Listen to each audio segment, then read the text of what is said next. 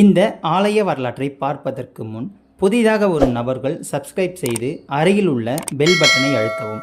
அப்பொழுதுதான் நான் தினந்தோறும் பதிவிடும் ஆலயங்களின் வீடியோக்கள் உங்களுக்கு நோட்டிஃபிகேஷனாக வரும். பிடித்திருந்தால் லைக் பண்ணவும் மற்றும் ஷேர் செய்யவும். வாருங்கள் இந்த ஆலயத்தின் மகிமையை பார்க்கலாம். தெய்வங்களை உணரும் ஆன்மீக பயணத்தில் இன்று நாம் தரிசிக்க போகும் ஆலயம் அருள்மிகு ஸ்ரீ வையப்பமலை சுப்பிரமணிய சுவாமி திருக்கோவில்.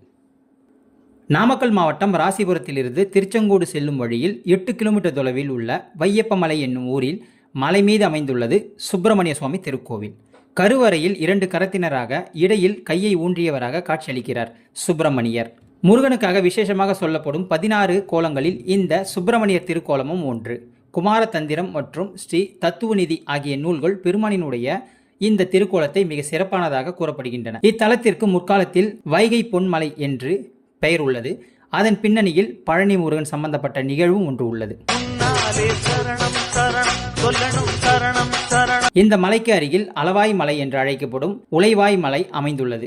இந்த உலைவாய் மலையின் ஒரு பகுதியான சித்தர் மலையிலேயே சித்தர்கள் பலர் தங்கியிருந்து மூலிகைகள் பல கொண்டு ரசவாதத்தின் மூலம் புண் செய்தார்கள். இவ்வாறாக பல காலம் செய்த புண்ணை எல்லாம் அவர்கள் ஒன்று திரட்ட அது ஒரு பொற்குன்றாக விளங்கியது. பழனி ஸ்ரீ பால தண்டாயுதபாணி சுவாமி சித்தர்களிடம் திருவிளையாடல் புரிய விரும்பினார். முருகப்பெருமான் அந்த சித்தர்களிடம் ஆடு மேய்க்கும் இடையனை போன்ற வடிவில் அவர்களிடம் சீடனாக சேர்ந்து அவர்கள் அயர்ந்த சமயத்தில் அந்த பொன்மலையை தூக்கி கொண்டு ஓட்டம் பிடிக்கலாயினர். அதை கண்ட சித்தர்கள் அவன் யார் என்று தெரியாமலேயே வை பொன்னை என்று கூவிக்கொண்டு துரத்தினர். நீ தூக்கி செல்லும் பொன்மலை உனக்கு உதவாமல் கல்மலையாக போக கடவுது என்று சித்தர்கள் சாபம் தந்தனர்.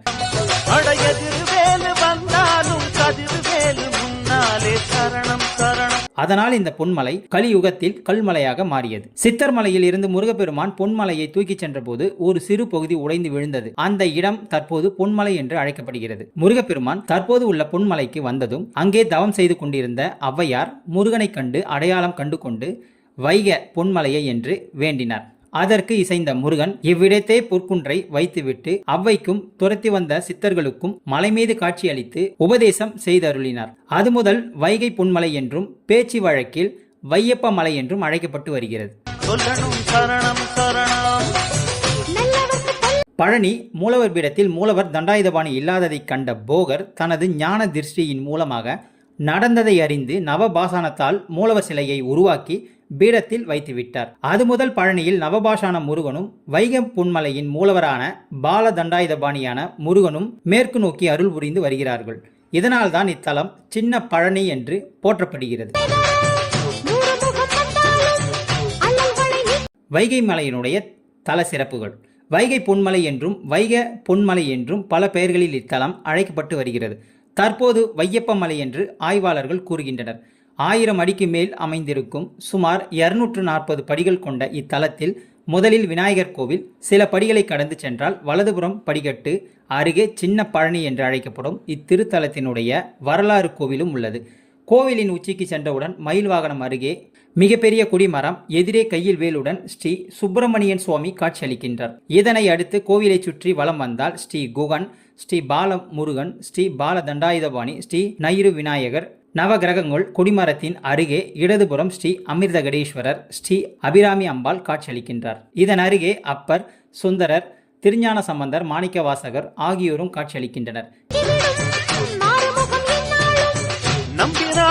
இங்கு செவ்வாய்க்கிழமை கிருத்திகை நாட்களில் முருகனுக்கு சிறப்பு அபிஷேகம், அலங்காரங்கள் நடைபெறுகின்றன. இதில் கலந்து கொண்டு வழிபட்டால் திருமண பாக்கியம், குழந்தை இல்லாத தம்பதிகளுக்கு குழந்தை பாக்கியம் கிட்டும், நினைத்த காரியம் நிறைவேறும் என்பது பக்தர்களுடைய நம்பிக்கை. இதுவே இந்த ஆலயத்தினுடைய தல வரலாறும் தல பெருமைகளாகும். இதுபோன்ற ஆன்மீக தகவல்களை தெரிந்து கொள்ள நமது சேனலை சப்ஸ்கிரைப் செய்யுங்கள். நன்றி, வணக்கம்.